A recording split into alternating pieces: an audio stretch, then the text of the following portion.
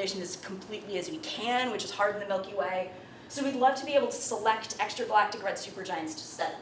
So how do you select red supergiants? You look for things that are red, and you look for things that are supergiant. And both red and supergiant are actually more complicated than they sound.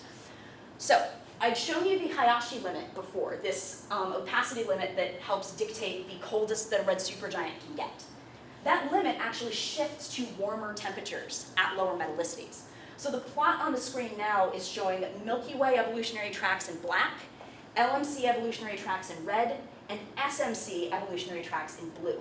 And you can watch the Hayashi limit move from fairly cold in the Milky Way to warmer in the LMC and warmer still in the SMC. It comes from the idea that at higher metallicity you're going to have more free electrons, so you have a higher H- abundance. That's the main opacity source in these stars. Opacity is very, very strongly dependent on temperature, so this is going to be a direct metallicity effect. What that means is that you have a warmer average effective temperature and a bluer average color as you start to study red supergiants in low luminosity galaxies. We've observed this effect in a couple different cases. If you look at the average red supergiant spectral subtype in the Milky Way, which is about solar metallicity down to something like WLM, so 10% solar, the stars trend to much earlier spectral types. Part of this has to do with how we map spectral type to temperature, but part of this is an inherent shift in the star's temperature itself.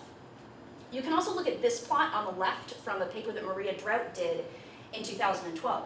So she was looking at the temperatures of red supergiants in, I believe, M33 as you went from the outskirts of the galaxy that was very metal poor to the inside, which is very metal rich. And you can watch the red supergiants, these black dots, migrate to cooler temperatures as you move to the center of the galaxy.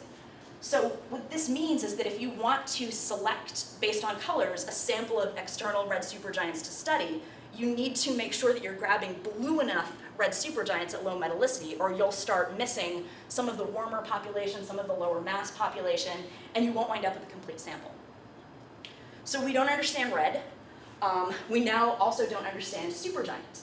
You have to consider what range of luminosities you want to be grabbing, since these map, especially over on this part of the HR diagram where everything's at the Hayashi limit, directly to mass. So if you zoom in, you can look and say, well, we just want to draw a line straight at about 8 solar masses where that lands. And what that means is that you get the supergiants without a problem, and you also wind up getting some red giants. AGB stars or red giant branch stars will sneak into your sample. That contamination becomes a serious problem because it's not always easy to distinguish between them. They all just look like bright red things. Absent good diagnostics that let us tell the difference between surface gravity or the evolution that the stars have gone through, you'll wind up with a badly contaminated sample. If you look at a set of, in this case, Milky Way red supergiants on the HR diagram, you could try and grab just everything and go all the way down to 8 solar masses, but you start getting 7 solar mass stars that would have evolved up the sort of Hayashi branch and started contaminating the higher mass population. You could try and be very strict and cut off any possible contamination from lower mass stars, but then you also start losing 8 to 12 solar mass red supergiants, which are going to be the most numerous ones thanks to the IMF. Right now we compromise and make nobody happy because we really still don't sample the very lowest mass red supergiants, and we still can catch some very luminous AGB contaminants. But it's a big open question as to how we can define a luminosity limit that accurately samples red supergiants. There's also a ton of other parameters that can mess with how we measure luminosity. We need to have a very accurate distance to the star, especially because as you get the luminosity a little bit off, you're directly getting the mass a little bit off. Metallicity should also have an effect on entire populations' luminosities. We know that these stars will undergo mass loss and sometimes have huge amounts of circumstellar dust. This is BY Canis Majoris on the right, which is a completely dust-enshrouded red supergiant in the Milky Way.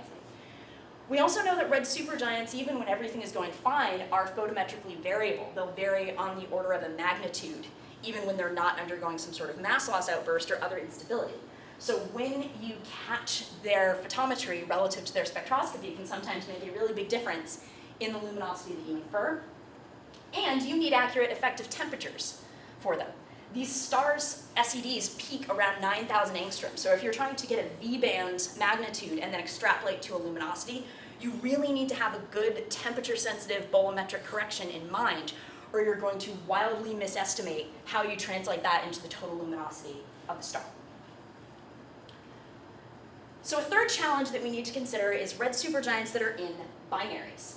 So red supergiants are actually a really crucial evolutionary phase in determining what happens to massive stars when they're in binaries. If you imagine sort of a typical wide, massive binary, these could be two stars happily evolving away, but behaving like single stars until one starts gaining mass, or for the primary, until mass transfer actually happens. This is easiest to do when one member becomes a red supergiant because it will inflate out to that very large radius. It'll start overflowing its Roche lobe. Then this kicks off mass transfer, circularizes the orbit. The red supergiant starts to be affected by the fact that it has a companion. The companion is gaining mass, and we now have an interacting binary. In extreme cases, you could also have a merger. These stars get big enough that they could completely swallow close companions. This is going to impact the terminal evolution that we see of both stars. It impacts how we think of the compact object binary population, which I'll talk about again in a little bit. But everything that a red supergiant can do in a binary can have a really dramatic effect on its evolution and how massive binaries as a population will behave. So we know that binary evolution has a huge impact on how red supergiants lose mass and evolve, and really on how massive stars as a whole lose mass and evolve. So these are the BPAS stellar evolution models, and the solid lines here are showing single star evolution. We can compare these to evolutionary tracks for a fairly typical population of massive binaries from the BPAS set. So there's a secondary to primary mass ratio here of 20%, and the periods are 100 days. So relative to how tight you can make a binary in BPAS, that's fairly wide, but still close enough that they interact.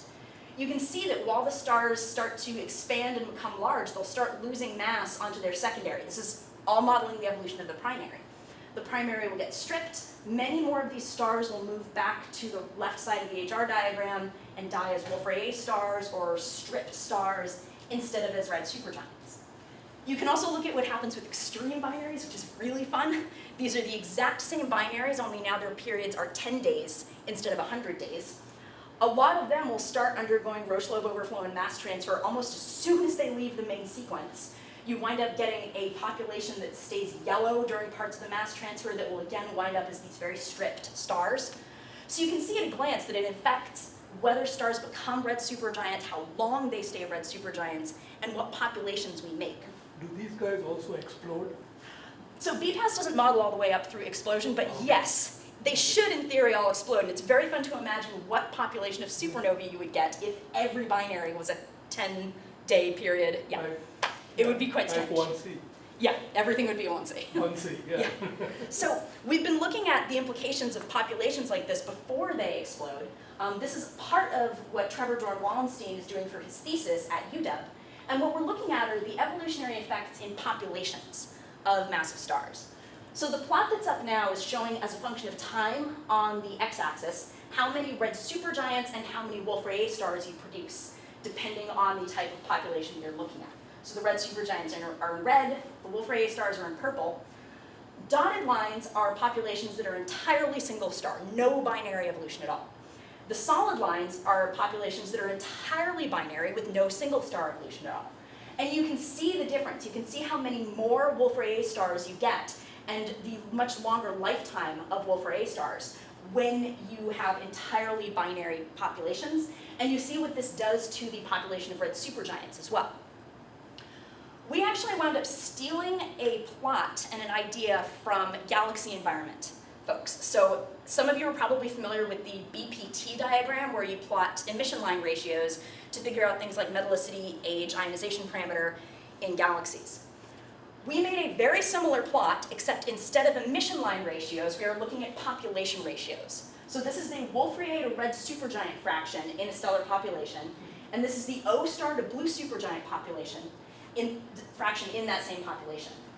The dark lines here are referring to age of the population, and the colored lines go from a 100% binary fraction down to a 0% binary fraction. So this is great because in theory what you could then do is go to a population, count all the massive stars and what evolutionary state they're in, drop a point on here and see whether that population is consistent with all binaries, no binaries, somewhere in the middle, and if it agrees with what you think the age of that population is. This is something we could do eventually. So this is a data point from Westerland 1, where at a glance it looks great. All the stars are binary, interacting binaries. The error bars seem fairly pleasant, but there's a massive catch on this. Doing this assumes completeness when you're surveying a massive star population, and you're never complete. You're never getting every single massive star down at 8 solar masses. Usually if you're doing this photometrically, you'll go deeper for cold stars than very hot stars because you'll be working in the V band. There are other limits that affect how many stars you might miss. So that also needs to be considered.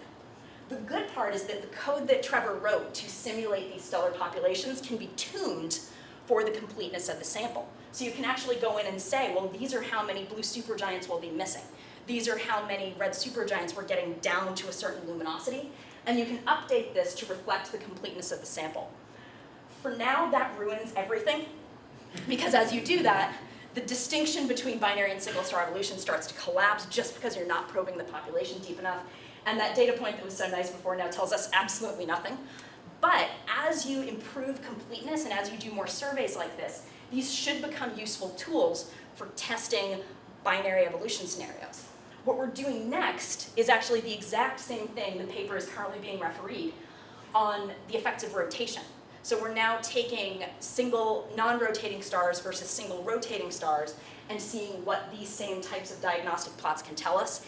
And we're comparing rotation to binary effects. It's sometimes easy to think that the two effects should be very similar because either way you're spinning up a star and inducing mass loss. Dramatic